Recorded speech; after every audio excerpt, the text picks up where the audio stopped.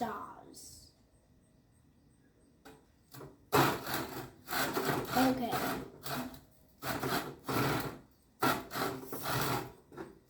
This won't take very long. It'll just take like a minute or so. Maybe 2 minutes, maybe 3 minutes, maybe 10 minutes. Either way, not gonna be too long. And I haven't used this saw before because Mom just got it at Home Depot. Oh my gosh, that was quick. Well, I just cut this.